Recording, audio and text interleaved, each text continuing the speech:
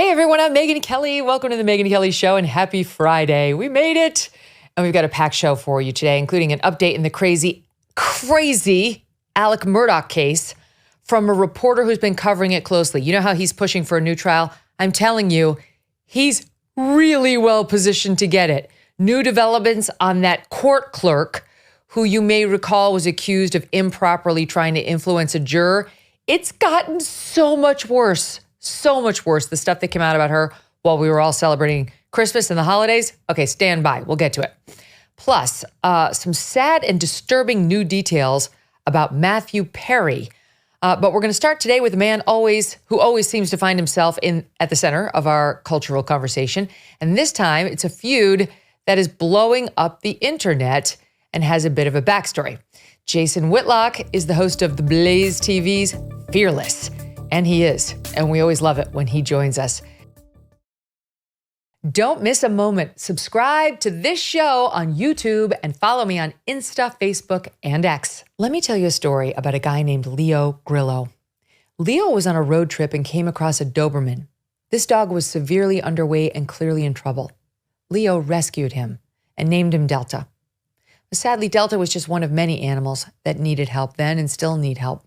And this inspired Leo to start Delta Rescue, the largest no-kill, care-for-life animal sanctuary in the world.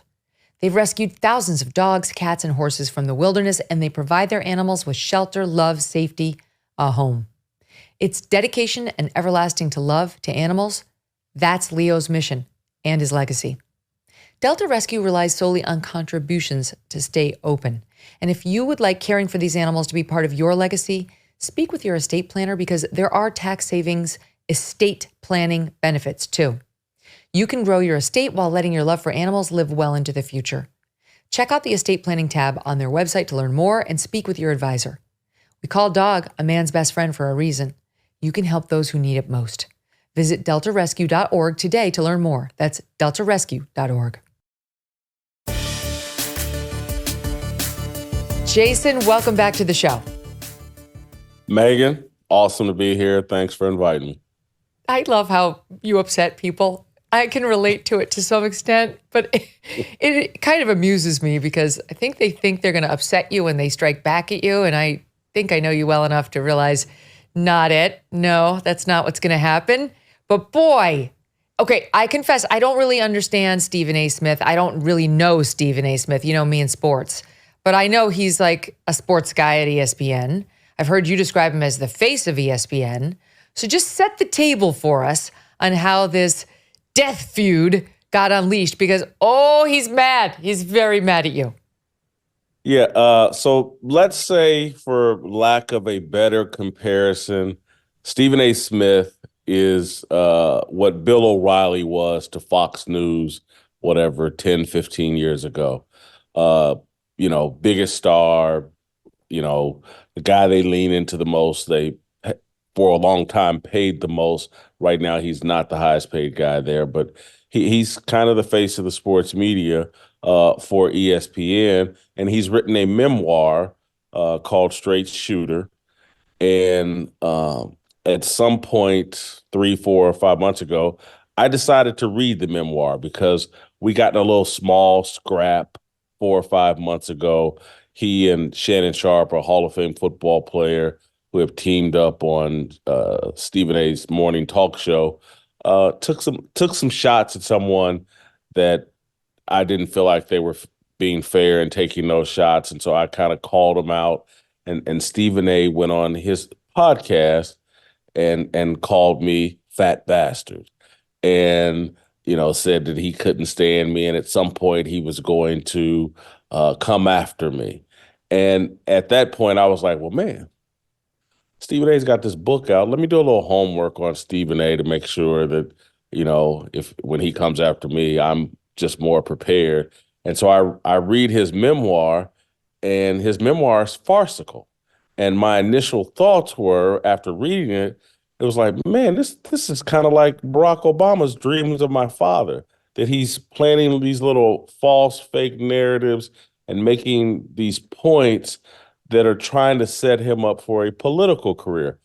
And then as I read deeper and deeper into the book, and then I started like trying to fact check some of the things he was saying in the book, I was like, oh my God. I mean, there's a lot of fiction in this guy's memoir.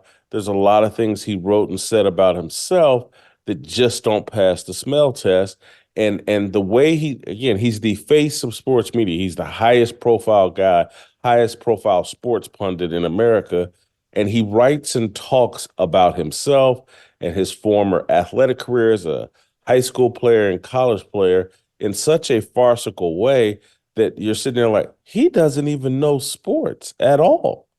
And it's like, how can a guy that doesn't understand sports on an elementary level be the face of sports punditry and the biggest voice at ESPN?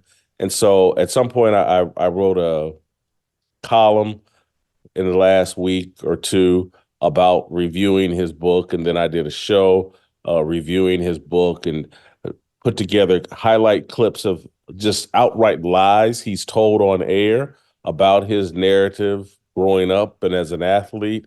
And then he'd literally say one thing on ESPN's air, and then he'd go on his podcast and completely contradict himself. And so I just started like raising questions about the facts and the truth of his memoir, and that triggered him this week to put together a 45 To put it minute mildly, he was triggered. So he launched in this diatribe against you. He teased that he was going to do it. He was enjoying the feud, I think. And we pulled just a little bit of his response together here in SOT 2. He's a no good individual, probably the worst individual I've ever had the displeasure of ever being associated with in any capacity. I even took the liberty of calling my pastor to apologize in advance for what I'm going to say about that no good bastard. As a black man, knowing our history, anything worse than a white supremacist. That is, until Jason Whitlock came along. I hate this bastard. Not even, far more than a little bit. He is the worst human being any of you will ever meet. You get within a mile of his presence. Wrap your arms around yourself to protect your soul. He is Cain. He is a devil. The worst. So he's a maybe. He's a maybe on you. He's still making up his mind. I was wrapping my arms around myself, Jason, to protect myself from the evil you. Megyn. I watched it, and people on my team watched it, and I just want to, again, you've been in the media for nearly as long as I have been. I've never seen anybody this high profile in the media that represents their network in that way tape something that unprofessional and air it. The profanity, totally agree. The name calling. And take something so personally. If I wanted to show you some of the nastiest hit pieces that have been written about me, personal hit pieces, lie after lie, I don't respond to this nonsense. If you're a public figure, sadly, but it's part of it. Some people are going to hate you. That's how it goes. If you're a true pro, you brush it off and you move on. He's pulling a Meghan Markle, right? He's like, can't believe how outrageous, and like the ad hominem, attacks on you seems to be his defense. Like, Jason's a liar. None of what he says is true. Oh, and also he's I'll put it charitably, has a weight issue and isn't a nice man, but in much more colorful terms. The other thing, or what frustrates Stephen A. and a lot of people in the sports media, is that when I'm critical, and again, my entire career, I have criticized people in the sports media, my peers in the sports media. There's no reason for you to know this, but Mitch Albom, in the 90s, early 2000s, he was the biggest name in sports writing, and he works out of Detroit, Michigan, and for a time I worked in Ann Arbor, Michigan. We covered the same college basketball team or the Michigan's Fab Five. He wrote a book about the Fab Five that was farcical. He put in there that Chris Webber, the biggest star on the team, couldn't afford McDonald's. And this was back before athletes did this name, image, and likeness. And he was saying Chris Webber couldn't afford a McDonald's. And I remember reviewing the book saying, hey, man, are you kidding me? These guys drive up to the arena every night in brand new SUVs. I've been to Chris Webber's apartment. It's plush. It's laid out far better than mine. How can you tell these farcical, to promote some narrative that they're being exploited when anybody with a brain can see, like, these guys were well compensated and well taken care of? Trashed his Fab Five book. Mitch Albom doesn't like me, but he didn't throw a baby-like tantrum because I was critical of his book.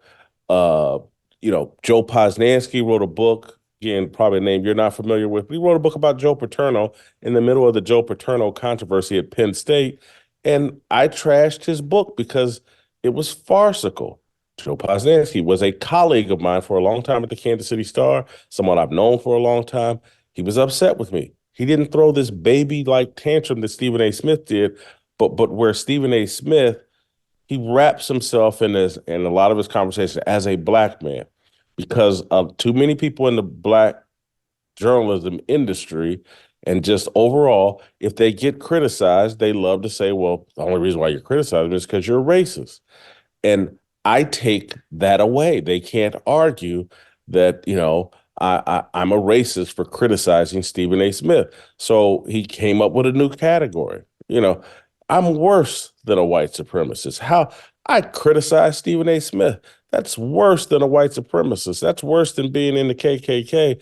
Criticizing Stephen A. Smith is a crime beyond the pale and proves that I'm a devil and, I'm a soul snatcher. Yeah, this is what he said. He said about you, he's the one who puts himself in front of white folks. Not all white folks, not most white folks, but the white folk that, dare we say, may have a problem with black folks.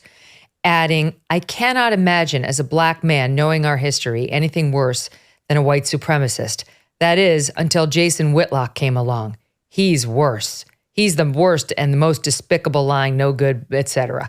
So worse than a white supremacist. It is amazing to see that term busted out against a black man who is criticized. You're saying, I don't believe some of these claims you're making in this memoir. My opinion is you're lying. And how does that make you a white supremacist? I don't even follow the argument. I'm holding Stephen A. Smith to the same standards that I held Mitch Albom to. Again, great sports writer in the 80s, 90s, 2000s, white guy, Jewish. Joe Posnanski, white guy, Polish, terrific, had a great reputation as a sports writer. I'm holding Stephen A. Smith to the same standard as them. That's racist. And again, it's like when you become accustomed to preferential treatment, equal treatment feels like oppression. That's what's going on with Stephen A. Smith. Oh. And a lot of black people in the media, these black elites, they don't want equal treatment. They want preferential treatment. And if you don't give them preferential treatment, and if I don't give them preferential treatment, we're evil and wicked. And actually, it's just like a compliment. In my view, it's like, I'm holding you to the same standard as everybody else. I think you're the equal of a white person. And so there would be no complaints when I'm not going to coddle you. Yeah. And because I wasn't coddled and I'm not coddled, I get criticized a lot. And, I don't think it's a byproduct of racism or whatever. Some of the criticism is legit. Some of it I just blow off. But I'm not going to whine and cry. It's the price of leadership. It's the price of a high-profile position. Mm-hmm. Criticism is the background noise of success. I've said that for years. If no one's criticizing you, you're not having very much success. You're not having much of an impact. Mm-hmm. Many people have written like very nasty pieces about me, and some I've gone on to become friends with. In this business, you can't take it seriously. You can't take it personally. That's what, you can't take it personally. Even if you feel personally attacked. I've said this before. They're not, I think what Stephen should see is they're you're not attacking Stephen A. Smith, the man, even though it's a memoir about his personal life. It's more Stephen A. Smith, the brand. He's put himself out there. He's become a brand, and he wants that brand to be associated with truth-telling. He said even in his response, I don't tell lies. And you're saying, I got questions about whether you do. And as a public figure, if you can divide those two things, you can forgive and forget and not obsess over somebody's personal slights toward you. But all of this leads me, Jason, to it's a perfect segue to something Michelle Obama said. And my team watched this whole interview she gave to this popular podcast host. And some of it we played the day after it hit. And this quote, I said, I knew you were coming on Friday. I said, let's save that. I'd love to hear what Jason thinks about this. So the question to her from Jay Shetty, who was interviewing her, was, you've said the White House doesn't change you. It reveals more of who you are. What did it reveal to you about yourself? And then a couple of minutes into her answer was this part. Listen. I mean, the bars are different for people in life. That I've learned. This is the thing about being an other. Mm-hmm. You learn how to be excellent all the time because you can't be less than. Mm-hmm. Other people can. Other people can be indicted a bunch of times and still run for office. Mm-hmm. Black man can't. You just learn to be good. And in the end, you benefit from that extra resilience. You know, you could be mad about it, but it also makes you more equipped, right? But it's still not fair. That's what she learned from her husband becoming president of the United States and her serving 8 years as first lady, becoming literally one of, if not the most popular figure in America. It's just not fair. It's not fair being a Black person in America. A lot of people, leftists, global elites, for Black people, they've set it up that you don't have to take on the responsibility, all the burdens and the responsibilities that come along with leadership. And you're immune to that. You don't. And so in Michelle Obama's mind, she has so little perspective outside of herself. It's like, I listen to this and go, does she not understand politics? Does she not understand the history of American politics? Does she not understand that Abraham Lincoln was assassinated for decisions he made in the presidency? Did she not? JFK assassinated for the decisions he made as president? And so politics is a contact sport that sometimes spills over into violence. And take her friends, to some degree, the Clintons. There are people that say really nasty, vicious things about the Clinton, accuse them of having assassinated a bunch of people. It's like, did they know the endeavor they were getting into? And again, I don't know what the truth is about the Clintons, but I'm just saying, Barack Obama was not treated any more harshly than any of the previous presidents. I mean, to the contrary. Wouldn't you say to the contrary? She says the bars are just different for people in life. Right. The bar was very different for your husband. Very different. And I'm sure he got into Harvard just based purely on his intellect, right? And Harvard Law School. And he was ushered into the presidency with about 2 minutes of public service behind him, right? Like a short stint in the U.S. Senate after being a local Illinois lawmaker. And he was lauded like he was the second coming, as was she. But she's still bitter. She's still bitter about her circumstances, those of her husband, and this country. Take an example just for her as a woman, and I don't want to come off as sexist, but just her as a woman. What woman wouldn't want to spend 8 years on the cover of virtually every magazine being portrayed as one of the most glamorous, sexy, most beautiful women in the world? And I'm just sorry, objectively, there's a standard lowering for us to sell that myth. that like this is one of the 20 most beautiful women on the planet. Really? And then compare her treatment to Melania Trump, who and so I don't care what your taste is. Maybe you prefer Michelle. Maybe you like a taller woman, or a woman with broad shoulders, or whatever. Maybe she's your cup of tea. But Melania Trump, I don't think was on the cover of any magazine. It wasn't allowed for her to be celebrated, her beauty to be celebrated. And so, what standards were lowered for Melania Trump, and what standards were elevated for Michelle Obama? I mean, just as a woman, and I just don't know many women, particularly heterosexual women, who wouldn't want to be celebrated the way Michelle Obama has been celebrated since 2007, 2008, when they went into office. I think you can objectively say, as it relates to beauty and traditional standards of beauty, they lowered the standards to sell this woman as one of the most beautiful first ladies and one of the most beautiful women on the planet. She lives off in a fantasy world. She thinks every difficulty she's had in her life is attributable to race. She just has no appreciation for the fact that many of us grew up without a silver spoon and had some real challenges in getting ahead. And just thank God that we were born in a country where it's even possible. It doesn't have to be easy. It's not easy, even for those of us with white skin, Michelle. It's not. But she cannot get past it. And by the way, her comment about other people can be indicted and still run for office, but black men can't. Tell it to Marion Barry. He served time for, was it crack or cocaine? And then they reelected him as mayor of DC. It's possible no matter what your race, especially in Trump's case where everyone knows these are political persecutions. This person may come out and run for president. I mean, there's a lot of speculation she gave this interview as a toe in the water, like, I'm thinking about it. I see the weakness of this guy we've chosen right now. Is there any chance you think she's doing that, Jason? And if she did, could she win?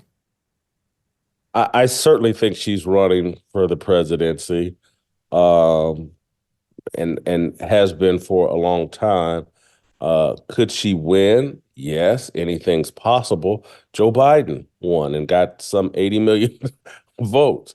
And when you basically, this whole mail-in voting system that they've instituted allows anything to be a possibility. So, I think she's running for president. I think that her life and the narrative she's bought into, I think she feels like she's entitled to that power. I've watched some documentaries and I've read some books about her and Barack and just, what did she go to Yale or Harvard as well? Yeah, she went to Harvard. She went to Princeton undergrad and Harvard Law School. Yeah, there you go. And they lowered some standards to let her in. She had some classmates who went to that predominantly white high school she went to in the Chicago area who couldn't get into Ivy League schools. And she got into some and then struggled at Princeton and switched up to a sociology major and all this other stuff because she just couldn't handle it. She's lived such a life of entitlement and privilege herself. And again, she loves to talk about white privilege. Sometimes, though, Megyn, I go back and forth. Does she really believe it? Or is it just an overall political strategy adopted I think she believes by the left? it. She mentions it all the time. I think it's truly heartfelt. Here's another one where she talked about how people in power, unspecified people, but I think we're talking about Trump here. We're definitely not talking about Barack and Democrats, divide us. They divide us unfairly, unjustly. Take a listen. SOT 9. We're all human. Mm-hmm. We're so alike. I don't care about skin color or how we pray or how we love. We're all the same. Mm-hmm. What keeps us from seeing that is fear, right?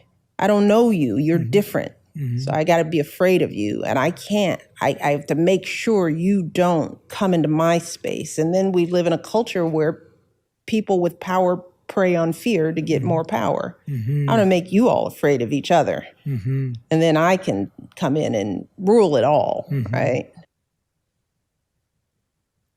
I'm sorry, but her husband was the one, I mean, more than any other prior to him. I grant that Trump has been divisive in some ways. But her husband was the first one to cross lines we hadn't seen crossed from the Oval Office while sitting there. If I had a son, he would look like Trayvon, weighing in on legal cases involving always a black alleged victim. I mean, and then, a white alleged perpetrator, and stoking those racial fires. And the Democrats too. The Democrats haven't missed a chance to exploit this narrative. Race relations were doing a lot better. And then they saw an opportunity. I just think the tone deaf nature of those comments is apparent. That's why I go back to, I'm not sure she believes any of this. I just think she understands the political power that can be won from promoting what she's promoting, because it is what she's saying is laughable. Joe Biden is from his bully pulpit of the presidency is promoting the biggest threat to America is white supremacy. Yes. And Trump, the way they talk about Trump and Trump supporters, and she says her line is, these guys, I want to make you all afraid of each other. That's literally what the sitting president of the United States does all the time. Gonna put you back in chains. If I'm not voted president, you'll be back in chains and they'll reinstitute slavery. If that's not fear telling you and the entire strategy, but it's even more than just fear in terms of taking the brand conservative or right wing. They've changed those into buzzwords that basically equate to evil and racist. That's what when they say conservative or right wing, they're calling you evil and racist, and they programmed everyone to think that. And so if you say MAGA supporter, if you support Donald Trump, now all of a sudden you're a member of the KKK and you're racist and you want to put black people down. There's just no proof of that. And moving here to Tennessee as I did 3 years ago, I have a lot more exposure to people that are out of the closet Trump supporters. And I'm just sorry, they're not racist. And I can remember one of the first weekends I was here, when I moved here in 2020, a buddy of mine owns several nightclubs in the socializing districts of Nashville. And one of them is right across the street from, my apartment or whatever. And his doorman had a Confederate flag tattoo. And, first time I walk over, I'm like, man, Confederate flag tattoo.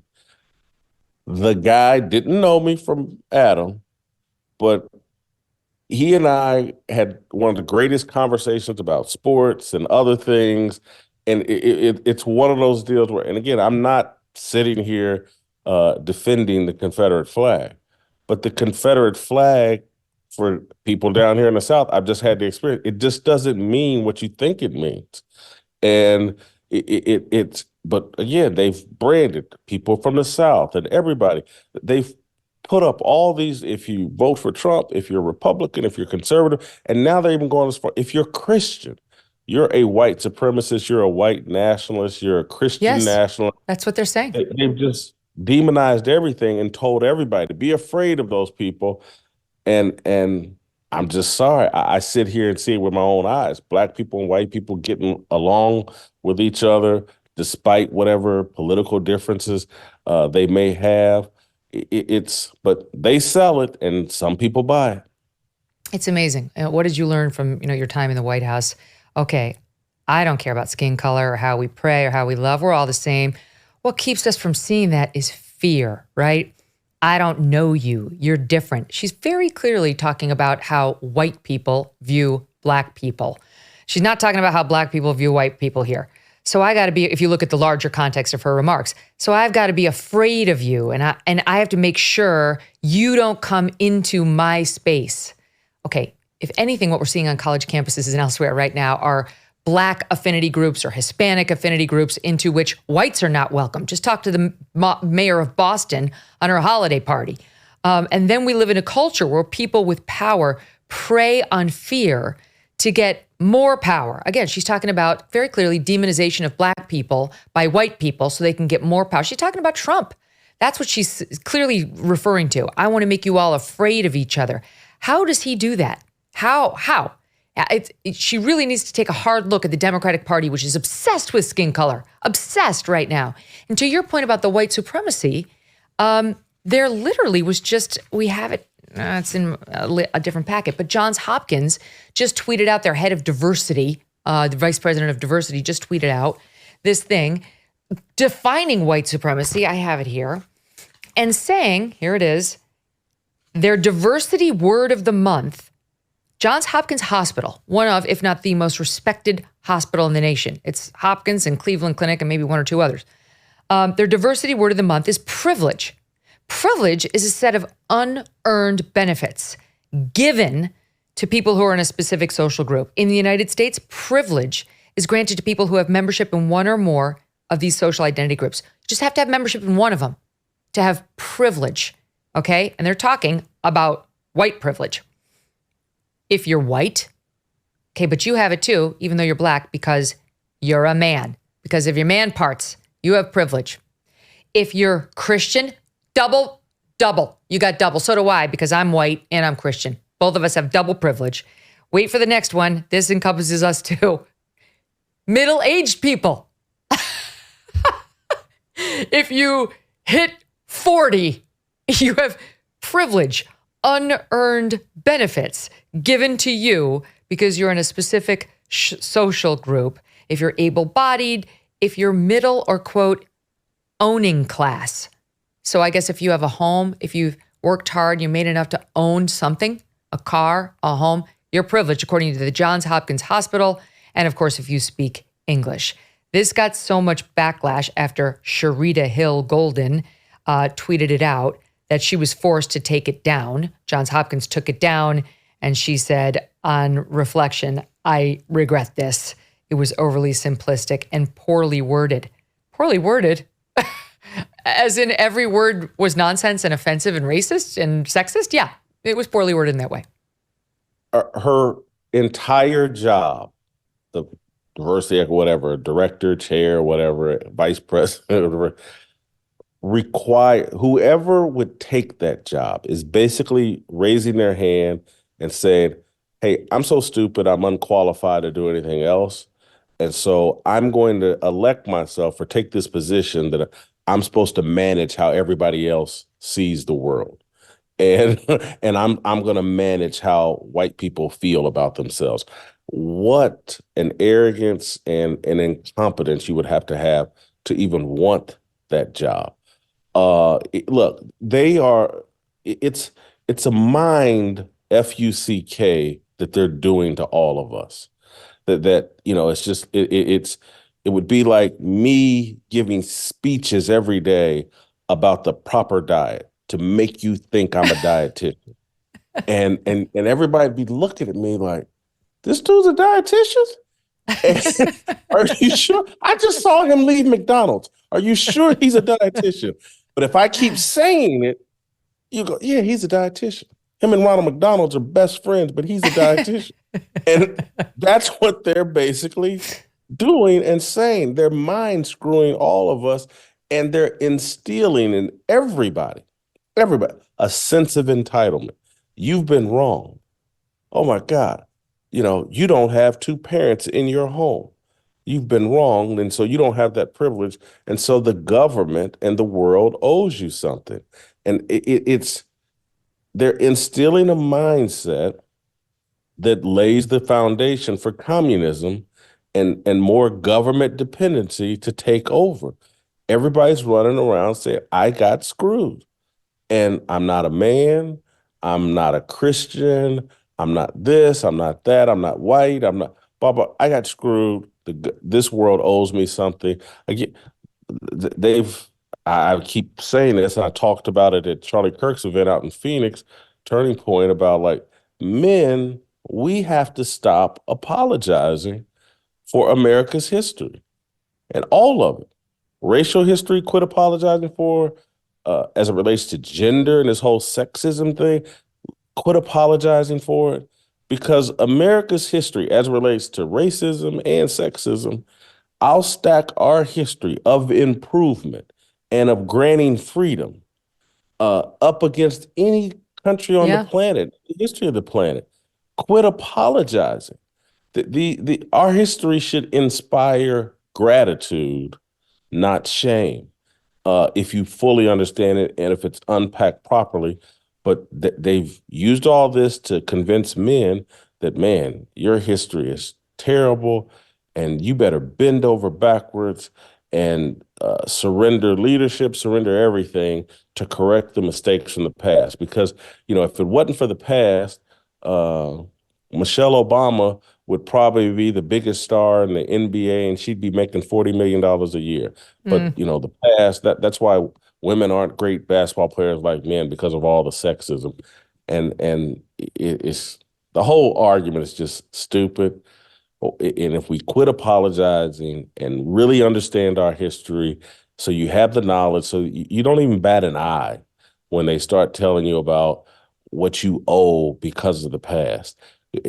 This entire people that didn't do the suffering are owed because 100 years ago someone suffered, and I even disagree with the whole suffering part, because particularly as it relates to sexism or whatever. It's like, hey man, things were different in the 17 and 1800s. You know how much work it took to clean a house before a vacuum cleaner and all this other stuff we got. That was a real job. And not that it's not a real job now, but it's like, man, it took a lot to keep a house clean, and kids were seen as a gift and a blessing, because it's like, man, the more kids we got, the more fun we're going to have, the more people that can help our family work together and benefit from having more kids. We'll have more people to be farm hands, more people to help clean the house, and now we see kids as a burden, and it's like, oh man, you get knocked up, you should consider an abortion because that kid's a burden. Or once they're here, they just stick them in front of the iPad and don't actually do the parenting. I agree with you, and especially on the stuff that you said about what we're doing to men, I agree with, because we're trying to rob men of their swagger, and that's a sin. Like, we need men with swagger. It's attractive. It's kind of necessary for the continuation of the human race. And we shouldn't be trying to ruin their swagger. Men are risk takers. And and again, not to say that women aren't, but take the Wright brothers that invented flying. They were risking their lives. And if you go to the aviation museum down in Washington and actually just look at the Wright exhibit, it's stunning. These were ballsy dudes.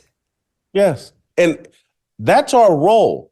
And we used to understand, like, man, we're going to do some things that may cost us our lives, may shorten our lives, but it's going to advance the country, make things better for my wife, kids, the whole nation, the next generation of people. Again, I try to explain, like, these people in the Civil War, they knew they were potentially very likely going to die or be seriously injured, but they were doing it for other people to benefit, Black people to benefit.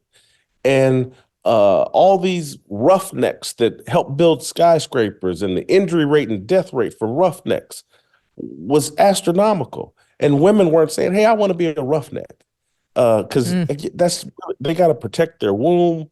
They got to protect their children. They're wired differently. And it's not their role to go out and be a roughneck and risk your life, to invent airplanes and risk your life doing that. And that's not diminishing them. But men are supposed to take bullets, to be quite honest with you, in protection of freedom, in protection of fairness and justice.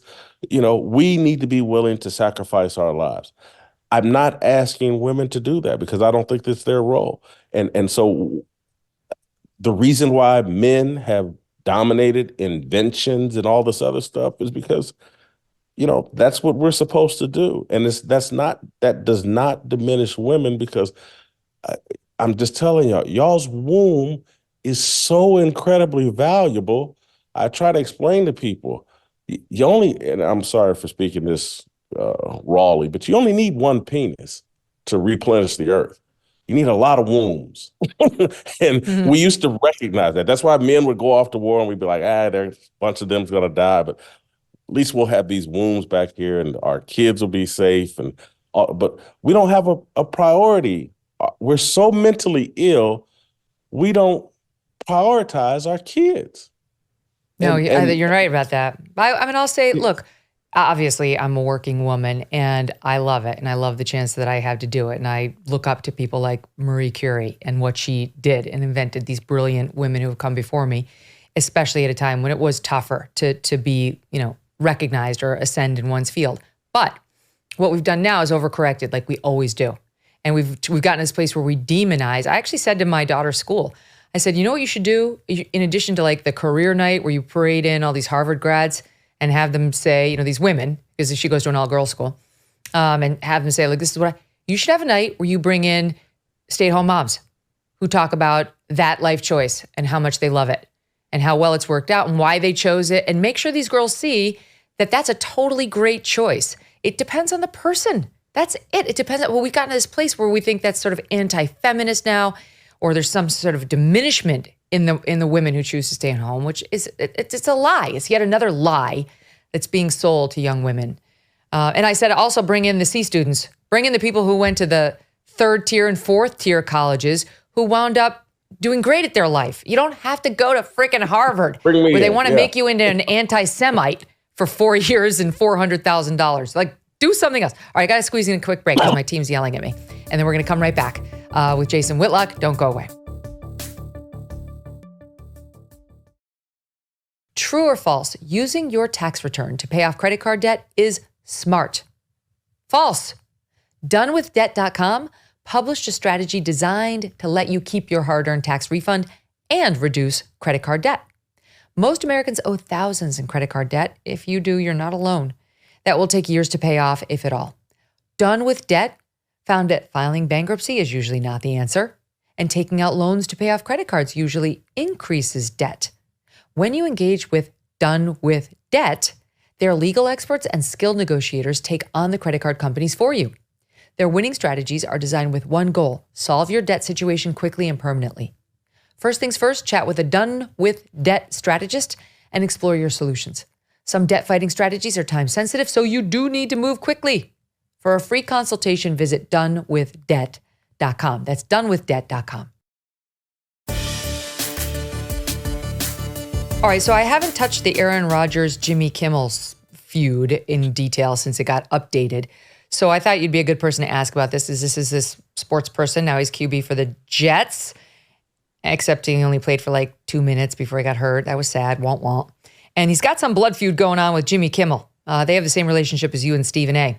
And Aaron Rodgers went on, is it McAfee, the Pat McAfee show? Yes. And he's a sports guy. And Aaron Rodgers goes on this show, I guess, or was at least going on weekly, and said about Kimmel that Kimmel was among those really hoping the Epstein list did not come out. Kimmel went on his show this past Monday and said the following in response. Sought for. And it did come out. And of course, my name wasn't on it and isn't on it and won't ever be on. I don't know Jeffrey Epstein. I've never met Jeffrey Epstein. I'm not on a list. I was not on a plane or an island or anything ever. And I suggested that if Aaron wanted to make false and very damaging statements like that we should do it in court. He believes himself to be an extraordinary being. He genuinely thinks that because God gave him the ability to throw a ball, he's smarter than everyone else. We learned during COVID, somehow he knows more about science than scientists. A guy who went to community college, then got into Cal on a football scholarship and didn't graduate, someone who never spent a minute studying the human body, is an expert in the field of immunology. Aaron got 2 A's on his report card. They were both in the word Aaron. And when I do get something wrong, which happens on rare occasions, you know what I do? I apologize for it, which is what Aaron Rodgers should do, which is what a decent person would do, but I bet he won't. Okay, here's the last piece of sound. Aaron Rodgers then goes back on the McAfee show on Tuesday, the night after that, and responded as follows. Shot 5. In the end, to sum us up, listen, I still haven't popped a bottle because there hasn't been any list that's come out. And I'm glad that Jimmy is not on the list. I really am. And I don't think he's the P word. And, you know, I think it's impressive that a man who went to Arizona State and has 10 joke writers can read off a prompter. So, you know, my education at JUCO and my 3 semesters at Cal that I'm very proud of has worked out for me, and I'm glad to see it's worked out for him as well. So I wish him the best. Again, I don't give a shit what he says about me.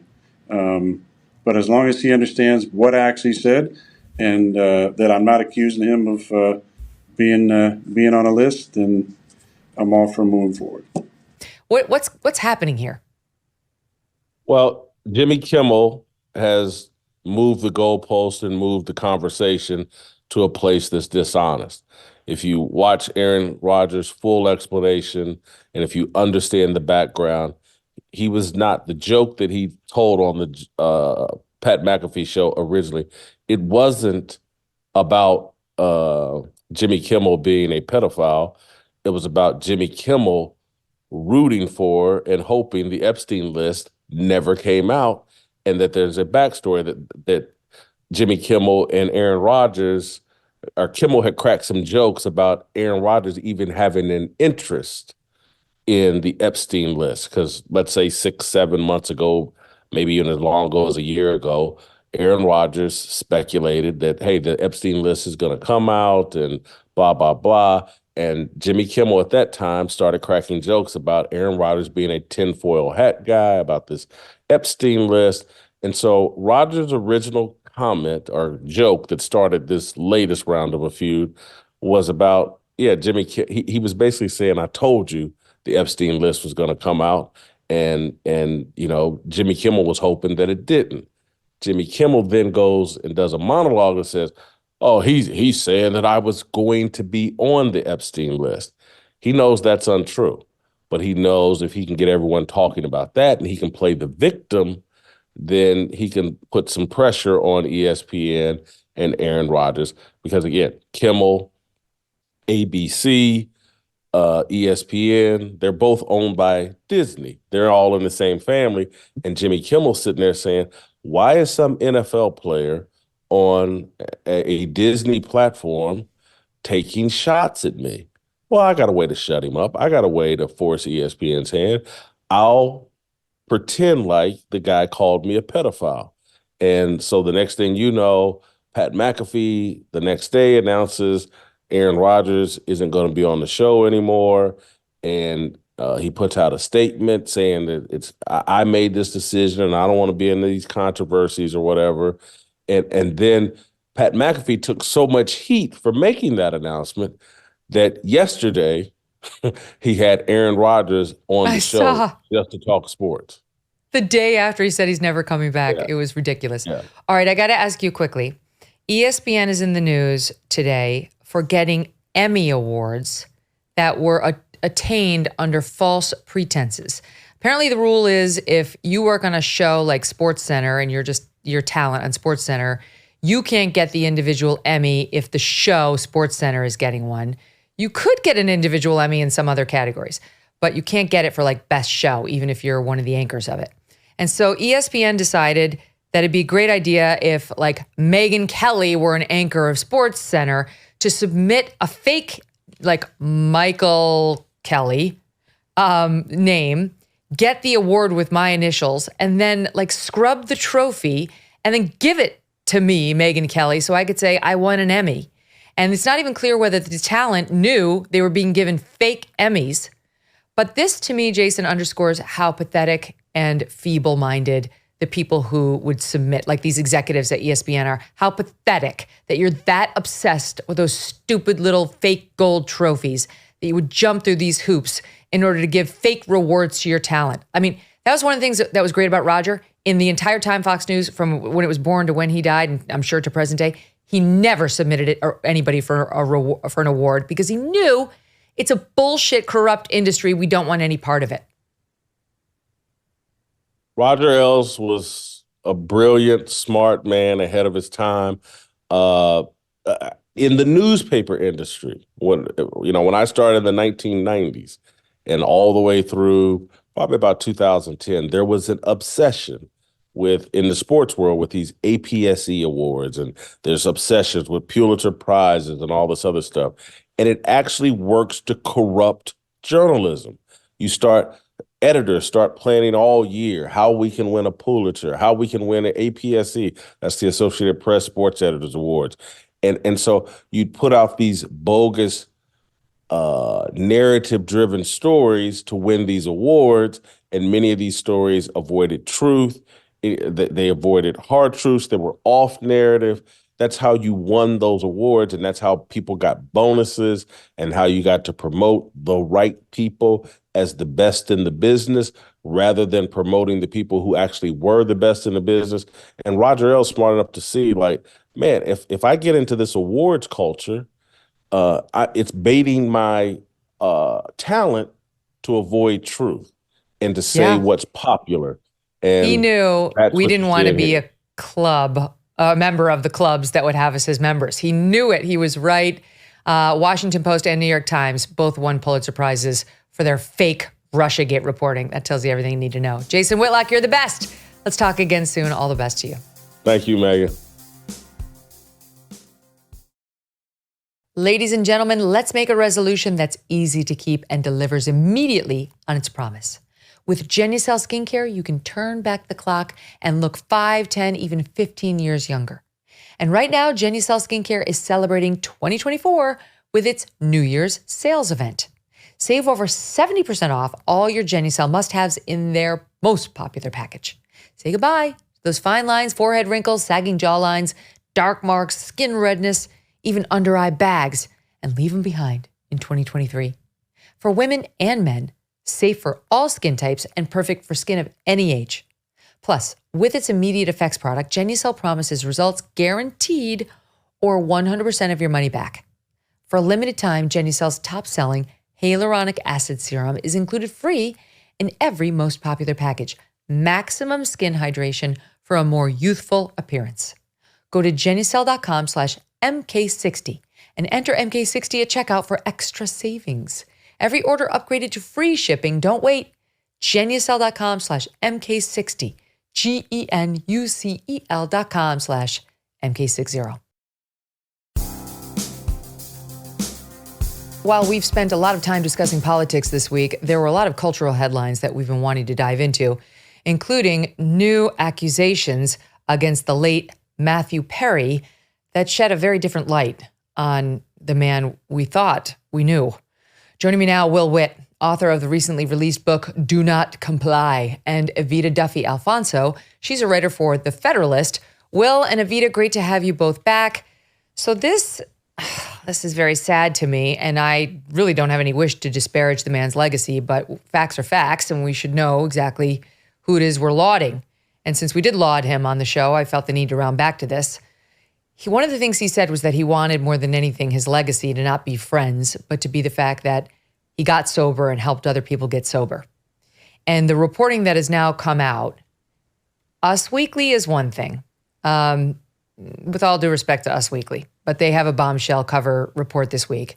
But Daily Mail, I'm telling you, Daily Mail, they're pretty vigorous about their fact checking. They're more salacious in the topics they choose, but they do not want to get sued. And they're pretty careful about their fact reporting, irrespective of the spin they may put on it. And there is a woman over there, a reporter, an intrepid gal named Alison Boshoff, who is reporting woman after woman coming forward to say that he violently assaulted them, that he was never sober, that we were sold a bill of goods in his memoir in which he claimed he was sober and all he did was spend his later years helping people get sober. That, as Maureen Callahan wrote up in a great piece that's posted now, his greatest performance was not on Friends. It was as a newly sober good guy who just wanted to help others get clean. Reporting by the Daily Mail that he cheated on his fiance with young women as young as 19, that his, quote, sober coach, a woman he described in his memoir as Erin, and friend and assistant, and who he praised, wound up allegedly being shoved by him into a wall, thrown onto a bed. She cut off all contact with him. That she had a coffee table hurled at her. That was the ex-fiance, sorry, after she dared to break up with him. I mean, we could keep going. And they're basically saying it was a lie. And this, addicted guy never did conquer that beast and really just did what he did best in that memoir and in his interview with Diane Sawyer, which was act. What do you make of it, Will? I'm always a little bit torn after someone dies and then allegations start coming out about someone. You're like, what do you really believe? The person isn't even there to defend themselves. But in this situation, I would say that I would look at these women and it seems pretty, I guess you could say airtight, especially with the Daily Mail coming and reporting on it and saying these things. And I would say that is probably true. And what it goes to show me in all of this more than anything is that Hollywood is an evil place, with people who are all liars, with people who don't really care about actually being good people. They care about selling an image of being a good person. And that's why it's like, why are we putting so much credence in talking about these people and saying like, oh, this celebrity, this A-list person who lives in this mansion, who has no ties to what a normal person goes through. Why am I taking even life advice from this type of person in these types of things? Like, to me, it just, the way that this is and how we're viewing it is so much more of a lack of good priorities on the normal American's part, that we are heralding these people up, putting them up so high on a pedestal. And then when they fall down, being shocked and surprised that they weren't actually these good people. These people are in Hollywood. These are the worst people in America, really, other than maybe some of the big pharma people. But these are the people who care really nothing about us and are doing it all for vanity. Why would you expect them to be telling the truth about these things? It is an industry that corrupts. There's no question. Evita, it's interesting. He, in his memoir, he described this so-called Erin, that was a pseudonym. She's come out, and we know her name is Morgan Moses now. Again, that's from Boshoff's reporting. He talked about her in the memoir. Here's some audio in which he described her. I met her 2 years earlier at another rehab where she had been working at the time. I didn't get sober back then, but I saw how wonderful she was in every way and promptly stole her from the sober living rehab and made her my assistant. And she became my best friend. She, too, understood the nature of addiction and would come to know my struggles better than any doctor I'd ever seen. Despite the comfort that Erin brought to the situation, I still spent many sleepless nights in Southern California. Sleep is a real issue for me, especially when I'm in one of those places. That said, I don't think I've ever slept more than 4 hours straight in my entire life. It didn't help that we'd been watching nothing but prison documentaries, and I was coming off so much Xanax my brain had fried to the point where I was convinced that I was an actual prisoner and that this sober living place was an actual jail. You tell me, Evita, I feel like to Will's point, we have a thing as Americans, and it's to our credit, but it's not always right. We need to build people back up after they've fallen. Like, we need to root for people's redemption chapter. I think we never really know what's going on behind the scenes when it comes to celebrities, when it comes to politicians.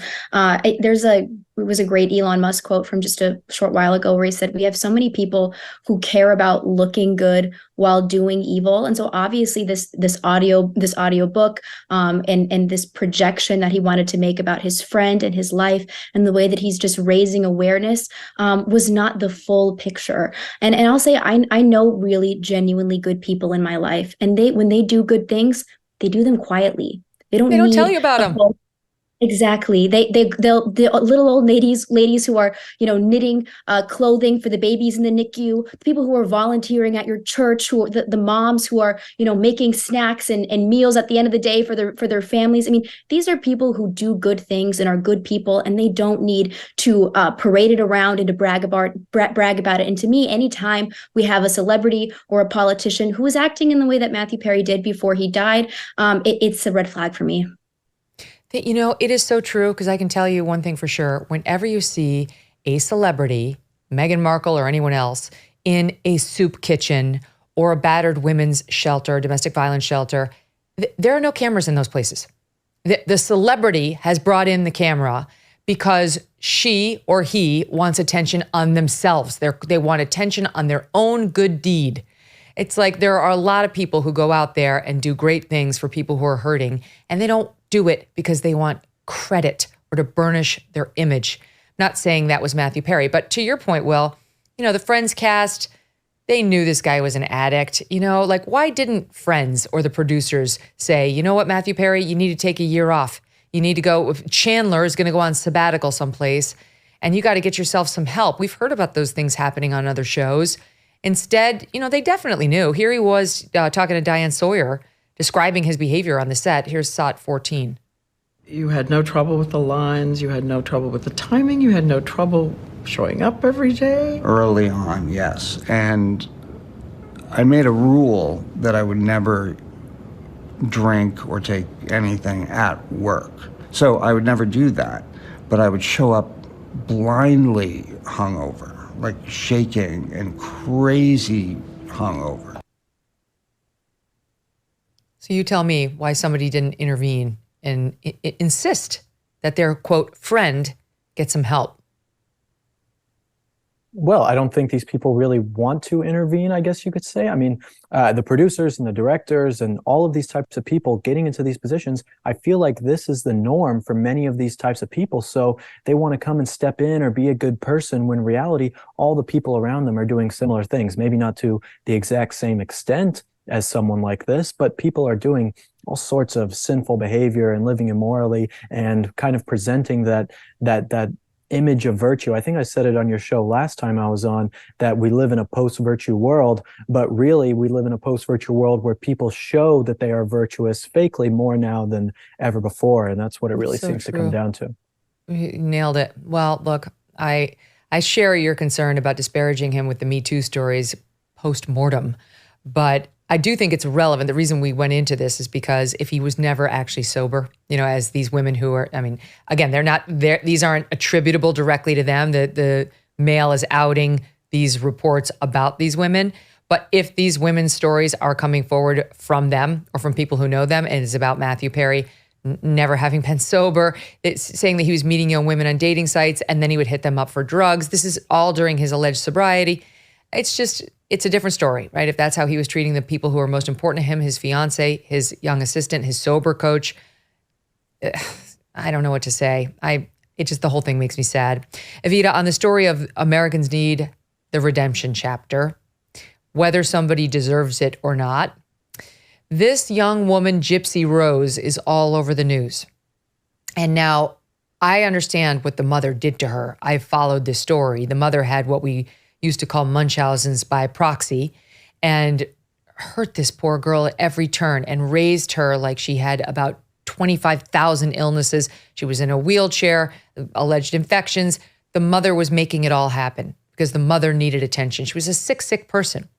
And Gypsy Rose wound up dating, that may be too strong a term for the relationship she had with this young man who was of low IQ, who was on the autism spectrum, and got him to kill her mother, to stab her mother almost a couple dozen times to death.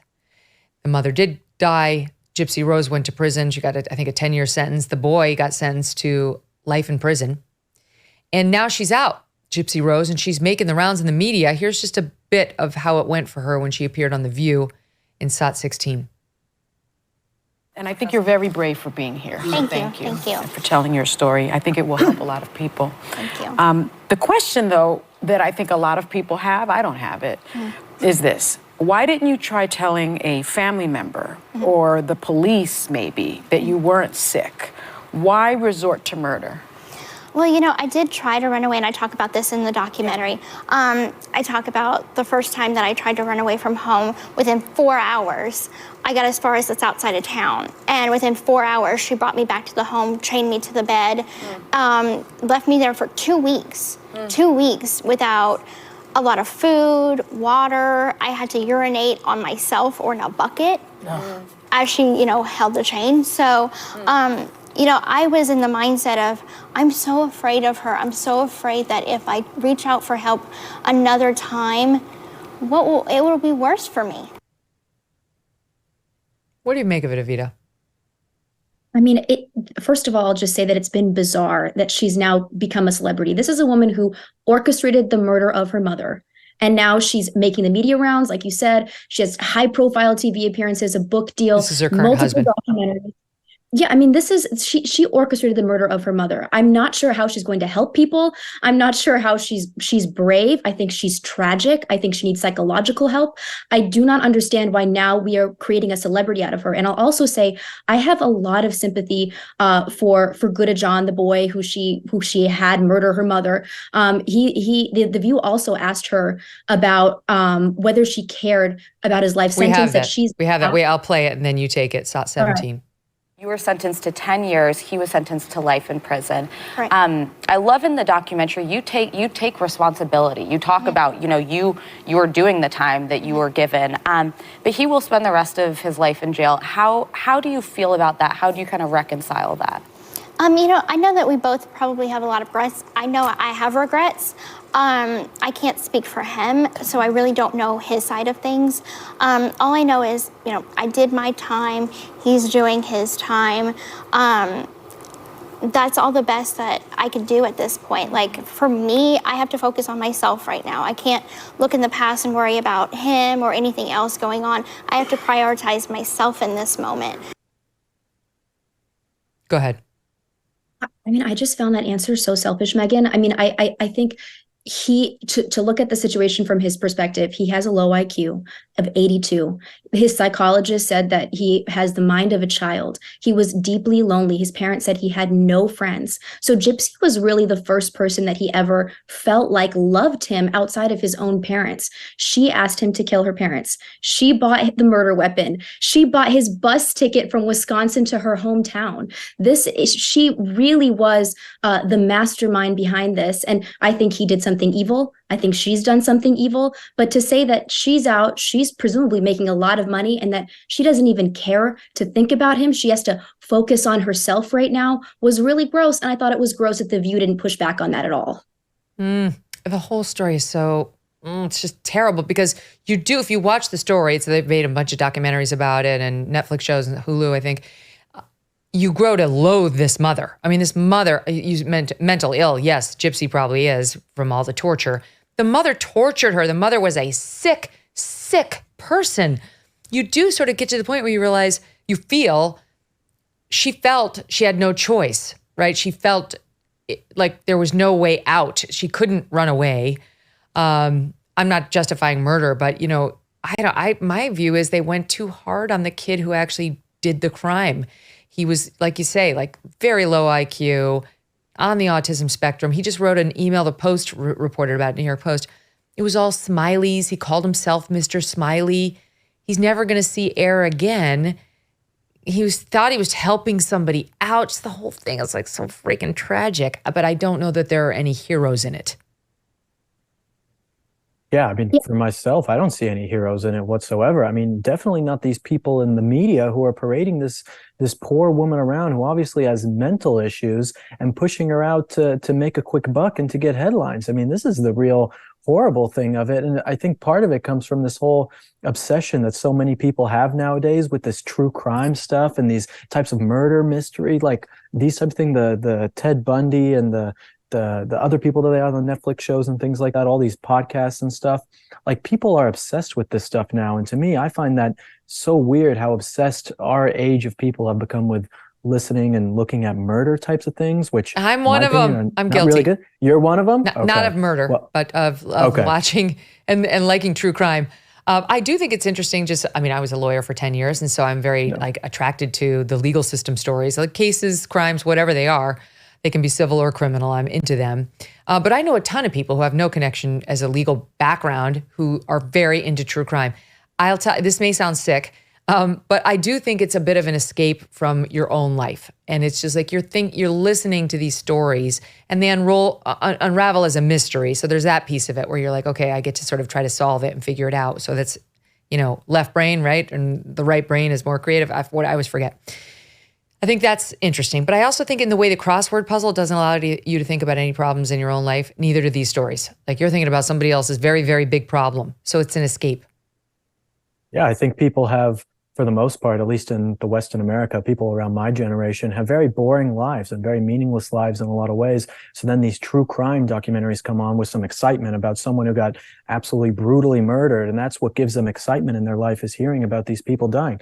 You know, maybe I'm armchair psychologist right now doing this, but to me, it seems like people with not much meaning in the sense of like having a lot of excitement going on in their lives love these kind of things because it gives them something to bring that to them. And it's weird that we just have so many people obsessing over it, in my opinion. All right, if it is meaning that you are looking for, all right, or the people who you refer to, if it is meaning they are, I got the convention for them. It is called FatCon. Now, in order to go, they need to be a little heavy set, or perhaps extremely heavy set. This gal, Jaylyn Cheney, was out there on social media this week promoting it. I think it just happened earlier this week. Here's just a taste of her message. FatCon is a 3-day fat liberation celebration, y'all. We will be celebrating fat liberation, body acceptance, and the power of being in fat community. With over 60 hours of programming spanning from policy, legislation, healthcare, community, and visual arts, plus a ton more, this is sure to be something you don't want to miss. The vibes are going to be immaculate. With a fat brunch, a fat fashion show, and a fat vendor marketplace, there is so much to do. So Jaylyn's very upset that people aren't being more accommodating of fat people. Okay, her word. I never liked the fat word. It's not a nice word, but she's going to embrace it, so I'm going to use it here. She wrote an article in 2022 for Allure. It's still impossibly hard to be a fat content creator online. For example, she's mad that brands don't carry above a size 3XL Evita because she thinks that's discriminatory, and that's why it's hard to be an online creator, because I guess you can't look your best in the clothing of choice.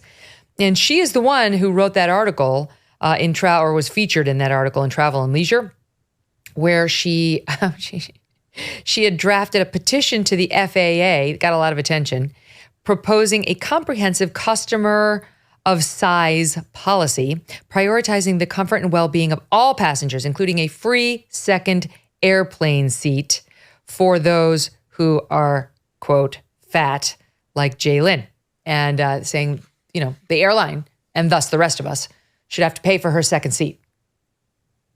So these stories, they always, make me take a pause, right? Because I do think that people, no matter what size they are, right, they still have value. They're still human beings. We should treat everybody the same. But the fat liberation movement has taken it really to a new level. They used to say on magazines, this is beautiful, right? That was the first thing. And they would have a plus size model. Now they say this is healthy, and it's not healthy. And we can't deny objective truth just to help somebody's, feelings. And I think really it does so much damage to our society, to our culture.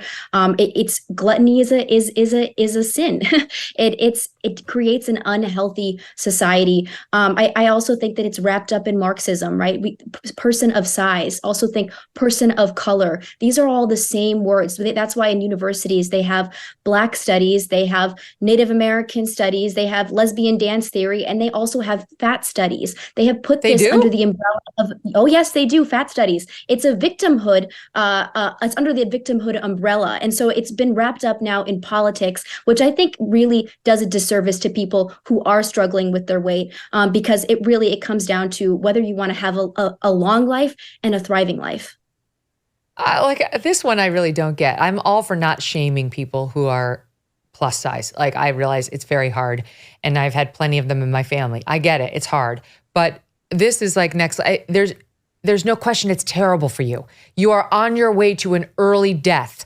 And that's for you to worry about. It's fine. I'm going to live my life a different way. But I certainly don't want you promoting it the same way I wouldn't want you promoting go for 2 packs a day. It's a wonderful thing. It's really like, let's get behind, might not make it 3, a full carton of cigarettes a day. Lean in, right? Like, as a member of society, Will, you feel like, no, we have a right to speak out and say, this is not a healthy choice. This isn't just like an equal choice among others. This is an unfortunate circumstance that you found yourself in, or you've chosen, or whatever. But I will not get on board promoting it as a great option for others. Oh, of course not. Look, they all need to be drinking raw milk. You always know I have the raw milk on the show, Megyn. That would help them out a lot. But in reality, all of this stuff is just complete nonsense.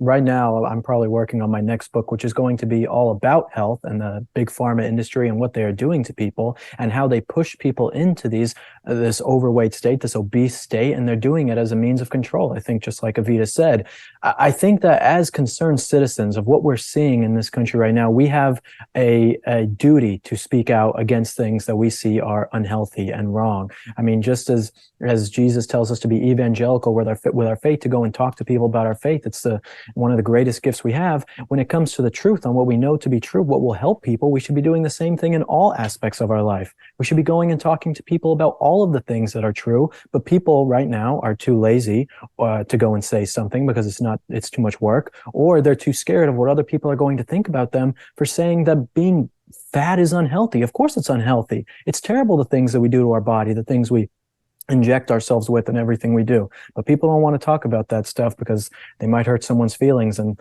people not having their feelings hurt is how the West is going to die when it comes to health. Unless you're a white person, in which case it's totally fine to hurt your feelings all day long. You were born evil. You're bad right from birth. And that brings me to the Golden Globes. So we covered the Golden Globes when Maureen Callahan came on the show on Monday, but we didn't get to this particular clip, which is just, you tell me, watch this clip and imagine if they were talking at the end. It starts off fine, but the controversial part comes about halfway through. Imagine if they were talking like this about any other group of people, especially any other so-called oppressed race or, social category. Listen. Good evening, everyone. Issa and I recently had the privilege of playing Barbie and Ken in the Barbie movie, which is pretty impactful for people who look like us. Yeah, we may not have been what first popped up in people's minds when they thought of Barbie or Ken, but that's changed, and we're hoping to continue to push the boundaries of the roles we can play. By that, of course, we mean white people roles. Oh my God, I'd love to play white people roles. No, me too. White people roles are the best. An alcoholic, divorced, single father fighting for custody. Oh yeah, an alcoholic housewife whose husband's affair drives her deeper into alcohol. How about this? An alcoholic school teacher who must put their love of alcohol aside to inspire their class of inner city youths. White people roles. Oh yeah. It's not funny. It's deeply offensive. That's what whites are. And honestly, half those movies have probably actually been made in Hollywood because that's how Hollywood thinks of whites too, right? They're divorced, they're alcoholic, they're cheating on their spouses. That's just a white person problem, you see? Can you imagine doing this about Black people or Hispanic people? That was an Asian man and a Black woman for the listening audience. What do you make of it, Will? Yeah, well, the thing is, you're talking about imagine that it's this other group and these kind of things. But the thing is that these people don't care. We can call out their hypocrisy all we want and say, well, what if they said it about Jews or Black people or gay people? It's not about that. It is about power, because these people know that they have the power. They know they're actors making millions and millions of dollars. They know that they control the entertainment industry and all these other things. So why does it matter if they're hypocrites for the things that they're saying if they have the power? And that's what it really comes down to, is that these people do not care about you. They do not care about actually saying something funny or creating something beautiful. They care about having power over you and turning you into a slave. And yeah, that might sound a little hyperbolic when it comes to these people are just making a joke on the Golden Globes. It's not all that serious, but in reality it is, because there are people out there who live in Los Angeles and New York City and Chicago who see those things and laugh at them and think how much white people suck and that this is just a fine thing to do, and then worship these people who say these things and talk about them in the magazines and on the TV shows, and that's their life. It's so sad and disappointing. And when are white people going to say enough is enough? There's going to be some white person probably who keeps seeing these things over and over again and might commit some sort of horrible act because of how these people are treating them in the media, which is a sad and scary thing to say, but they're just getting treated and thrown around every single day. It's really terrible. They're trying to make it cool to hate the evil, or in this case, weakened white people, ha ha ha, you losers who are alcoholics, ha ha, so fun, you people who have been cheated on. That's a white thing. This is absurd. It's not true. And as Glenn Loury, Evita, has been saying for a long time, brilliant commentator, he was at Harvard, economics professor, now he's at Brown, and his commentary is always worth reading and watching. He's Black. He says he worries about this kind of rhetoric, not this in particular, but in general, because what's going to happen is it's going to get turned around on Black people. And he says Black people aren't going to like that very much. We start to talk about crime stats in the Black community and so on. Like, they're playing a very dangerous game with this so-called humor. They are playing a dangerous game. I think any sort of racism, whether it's wrapped up in a joke or whether it's much more overt, is a huge problem for any country. We've seen it in the history of this country with the way that Blacks used to be treated in the past, and then we're seeing it right now in South Africa, and it's getting very bloody there. Listen, I'll say that the normalization of anti-white racism is not actually necessarily coming from Hollywood. They are repeating what they are getting from our universities. And Megyn, you've been talking about this a lot on the show, but DEI is rotten. That's why we are allowed to discriminate against white students in the admissions process. It's why we have Black-only dorms, Black-only convocations, Black-only study spaces at elite universities. That is normal. We have Indian-only science groups, Hispanic-only math groups. There is no white-only anything. And I'm not saying there should be. I think it should be colorblind. We should go back to looking at somebody based off of the content of their character, or in the case of a university, what's your IQ? How good were you in high school? What are your merits? And they're not. And that is where a lot of this is coming from. It is rooted in the universities, and it's spreading out into the rest of the workplace and into every institution that we have in America. And it is literally poison. It is. It's cancer, and it's metastasized, and we need to cut it out, radiate it, chemotherapize it, and do all the things, which is a form of poison, to get rid of the poison. I mean, that's what you kill poison with poison. That's the only way forward. This has got to be eradicated. Otherwise, it's going to fester even more, and it's dangerous. It's not the way any of us wants to live. Evita and Will, so great to see you both. Thanks for being here. And Will, when your book comes out, come on and talk about it. It sounds interesting. I'd love to.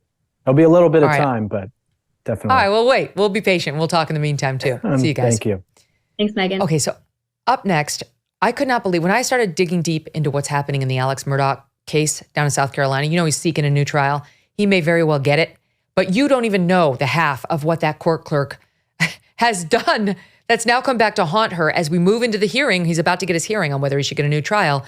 And it could be a he said, she said on this juror's credibility about whether this court clerk interfered with the verdict and the jury versus this court clerk's, Becky Hill, her testimony about whether we can believe her. And let me tell you, her credibility, it's taken some hits. That's next.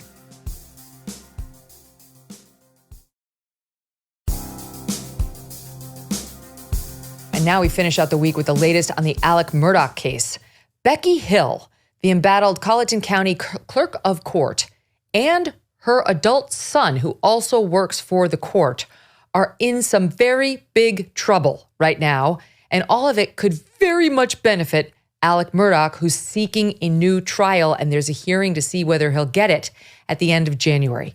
Will Folks is the founding editor of Fitz News. They've been breaking all sorts of news in this case, both recently and while the trial was going on and while Alex Murdaugh was getting outed as a potential, and now we know, convicted murderer, is with us now. Will, thank you so much for being here.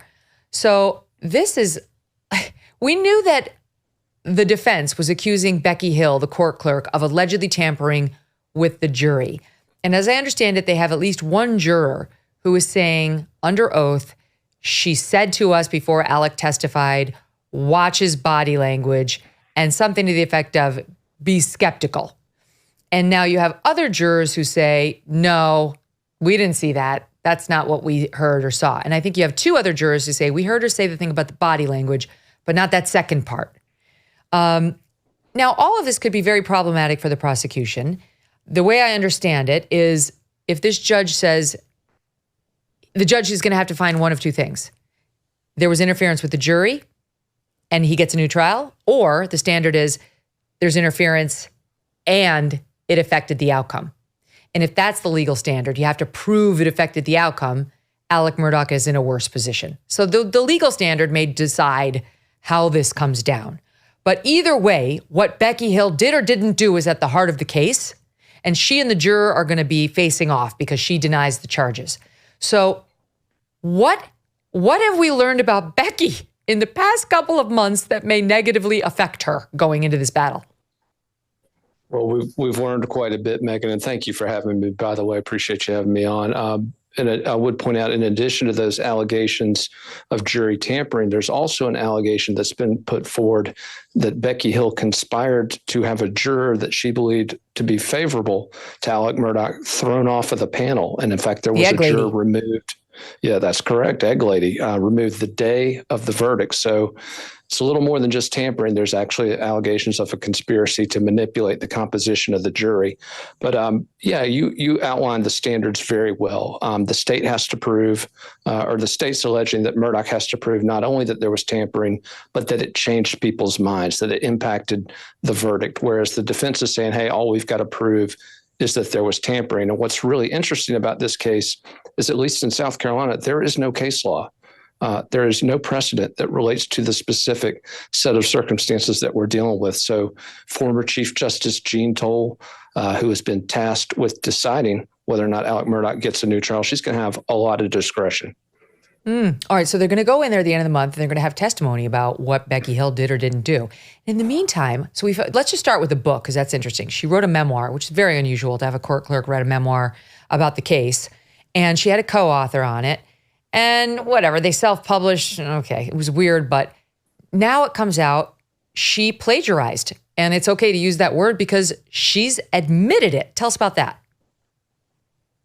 That's correct. She admitted plagiarizing excerpts of a story that was printed. I think it was a BBC reporter that she lifted some copy from and included it in the book. And as you acknowledge, she's admitted it. This is not up for debate. But this is just really the tip of the iceberg when it comes to the bad news that Becky Hill has been dealing with over the last few months. And, Megyn, I think it's important to point out, Becky Hill is somebody that during this trial really stood out.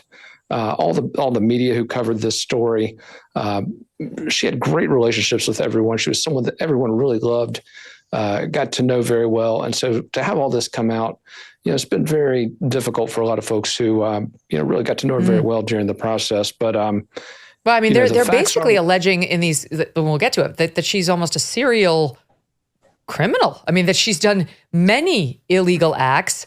On the book, I'll just put a period at the end of that story. The co-author has since pulled the book and said he never wants to work with her or have anything more to do with her again. And we find out that one of my favorite pieces of the story is, how did Becky only had to write like the prologue to the book? The co-author did all the labor on the book. So she had one thing to do. And it turns out the way she plagiarized was a BBC reporter had inadvertently sent a draft of an article the BBC reporter was working on about the Murdaugh case to Becky, because the reporter's editor was named Becky too. And so we've all been there, and then you just say, hey, sorry, could you disregard that? Didn't mean to send that to you. Apparently Becky Hill was like, yeah, no problem, I got you, girl. And she stole it and made it her prologue of her book. You can't make this up. And again, these are the least of her problems, really, which is why this is all so fascinating. Okay, so get to that. Get to the law enforcement investigation into her and her son, which it turns out we do believe is related.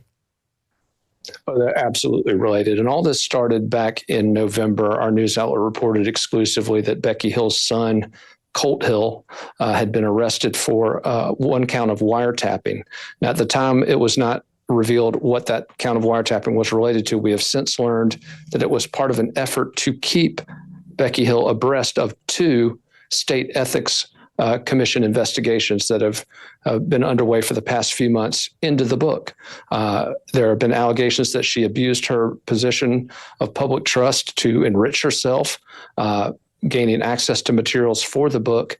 There's also an investigation and allegations that she misappropriated taxpayer money and then lied about it to members of the county council down there in Colleton. So those are the two ethics complaints she's facing. But this week, we reported earlier this week, State Law Enforcement Division has confirmed a criminal investigation into those allegations of abusing her office for personal gain. And again, why does this matter? Well, Megyn, those are at the very heart of the defense's motion for a new trial, the allegation that she rigged the jury to benefit herself to sell copies of this book. Oh my gosh. I mean, this is, when you first heard it from the defense, you're like, no way, this is a desperate defense measure to try to undo this massive, terrible jury verdict against their client. But they've got it. I mean, they are very well positioned going into this thing. My feeling is the only way they lose this is if the judge chooses the legal standard that says, and you have to show that it affected the outcome, in which case they might lose and Alec could stay in jail. If not, he's going to get a new trial. So the thing about the son is, as I understand it, the son was like the chief tech guy for the court system. And how it looks, and you tell me, is she was being investigated for some of these ethical breaches that were suspected. And she said to the son, or he said to her, let's wiretap the investigator who's looking at, so that the son would find out all that they knew and then report it back to the mom. Well, it's actually, excuse me, Megyn, it's actually a little worse than that. The individual they were wiretapping is the county administrator, or the deputy administrator rather, who was on the phone with the investigators. And so one of the things that we've uncovered is in the weeks since all this started breaking, since Becky Hill was first aware that she was being investigated, we've also been able to confirm that in addition to her son being arrested, we're now dealing with the potential obstruction of justice related to this case because we've got 2 cell phones that he has allegedly destroyed.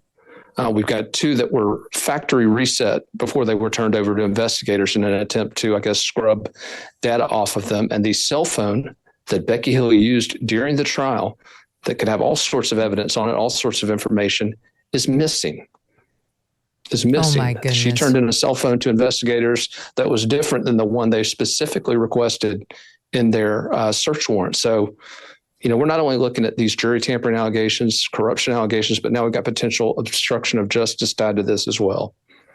That is very convenient that cell phone has gone missing. And yeah, so I read your report, and you guys should check out Fitz News if you want to read, because the details are all there. Will lays them out very well. They had county issued cell phones because they work for the county, and they transferred their phone numbers over from their Samsung county issued phones to new iPhones, but then they still had the old phones, and those phones have been scrubbed of all data. Some have been scrubbed, some have been destroyed. And again, the most important one, Becky Hill's cell phone, we don't know where it is. And the timing of it, Will, the timing of when they did the scrubbing is also suspicious, no? It's very suspicious. The 2 cell phones that were destroyed, this took place when Becky Hill's son was first approached by law enforcement and asked to come in for questioning. So he gets the call, hey, we want to question you. He destroys those 2 cell phones allegedly. And Becky Hill's cell phone goes missing the day that the jury tampering allegations were first leveled against her last September by Alex Murdaugh's attorneys. So, yeah, it's not only what's happened, but it's the timing of what's happened that could be very significant moving forward. This is way far afield, and I have no evidence for this. It's just a thought that occurred to me that I wanted to ask you about. Is there any chance, given how connected Alex Murdaugh was to this courthouse, his dad was the prosecutor and the granddad was the prosecutor, and he was the prominent guy at this big law firm. Is there any chance that this was a side deal between the Murdaughs and Becky? Do something so egregious it could get a bad verdict for me thrown out? We have heard that theory. We've done some digging into it. I think the only way that theory works, though, is that Becky Hill would have to be a very smooth criminal, and I think from what we've seen, she is not. For example, conducting all of the business for her book on a government email. I mean, literally using taxpayer time and taxpayer resources to write her book, to arrange interviews for her book, to promote and sell her book. Again, all on government time and using government resources. So I don't know if that's quite the criminal mastermind that could pull something like that off. But Megyn, I do want to make a point. You raised something there about the influence of the Murdaughs. And what is so disappointing about all of this is, as I'm sure you know, South Carolina is not a state that has a reputation, a sterling reputation for dispensing justice, whether historically or in recent years. We're a state that's had a lot of issues with judicial branch corruption. There's a big push right now in our state legislature for judicial reform. And so this was a trial where we got it right, and everyone saw us get it right. And so now to have to go back and revisit all these issues because of a clerk who's accused of these things, it really is disheartening because South Carolina needed this to be a clean trial. And I do think the jury got the right verdict, but now we've got to find out if they did it the right way. And it's increasingly looking as though they didn't. Oh my goodness. All right, Will, I have a weird way to end our interview because I would be remiss if I didn't ask you about this. Please forgive me, but you happen to have another role in the public eye, and that is you worked for a while for Nikki Haley when she was governor of South Carolina, and came out publicly and said that you and she had quote, an inappropriate physical relationship, which she's denied back in 2010. So are you saying that when she was married, she had an extramarital affair with you? The relationship was in 2007. It all came out in 2010. And, that's been a story. There's a great backstory to that. I don't know if this is the time or the place to tell it, but I'll say this, Megyn, I do appreciate you asking about it and your interest in it. It's not just the Laura Loomers of the world that are interested in this story, but it was a long time ago. 17 years ago. Since then, I built a very successful business here. I'm raising a family. We have 7 kids. My wife and I were expecting our 8th here in April. I'm not the person I was back then. I don't think Nikki Haley's the person she was back then. And so, I understand there's a lot of interest in it. I've said a lot about it in the past. I don't know that I have much to say about it now other than, certainly stand by everything I said. But I would encourage folks who are considering who to vote for in this upcoming presidential election. I wouldn't look too much at an affair from 17 years ago. I would look at where Nikki Haley is on the issues. And I do want to say this. I'm very proud of the way that our media outlet has covered Nikki Haley since she announced her candidacy last February. We have credited her where we thought she was doing good things on entitlements. In fact, not only taking a good position, but pushing the field in the right direction on entitlements. And we've criticized her where we felt she deserved it, but we've kept it focused on the issues. And I think that's a credit to the way that we're covering this race here in South Carolina. No, the primary moves to South Carolina in the not too distant future. Who are you planning on voting for? It's a very good question. I got to decide if I'm going to vote for a Republican or not, but we'll see. We're looking at the field. And by the way, I was at the debate in Tuscaloosa and got a good look at the candidates. I thought you and your crew did a great job there. So thank you. Certainly taking inventory of that field. Well, look, all the best to you. I appreciate those things are very dicey, especially involving somebody who's then running for president. And she's denied it. And Will says it happened so the viewers can make up their own minds. But more importantly, you've been doing amazing, amazing work at Fitz News. I have to say, you're reporting as a recovering lawyer. I really appreciate your attention to detail. You lay out all the facts of the case and let us make up our own minds on this story and the one we ended with. So thank you and all the best to you. You're very welcome. Thank you. Yeah, we appreciate it. My gosh. The Murdaugh story, you guys, is unbelievable. That thing about how she got the BBC reporter's story and wound up allegedly stealing it. Can you imagine? Who would have the hubris? What does that show you? It shows that she's a reckless stealer of information. She's not even careful about it. So yeah, I see Will's point about what are the odds then that this reckless person had a side deal with Alex Murdaugh that she would tank everything after the fact and she would go through this meticulous exercise to do it. But there are all sorts of things that are going to come out about her. He mentioned the egg lady. That's the lady the one lady who they thought was more predisposed towards voting not guilty. She got bounced off of the trial the day of the verdict. And now, and it was all because of things that were being alleged by Becky Hill. And now it turns out that Becky Hill may have been trying to manipulate this verdict for a prosecution verdict all along, because that's what they're saying, that she was kind of telling the jurors, don't believe him. I can't get enough of this.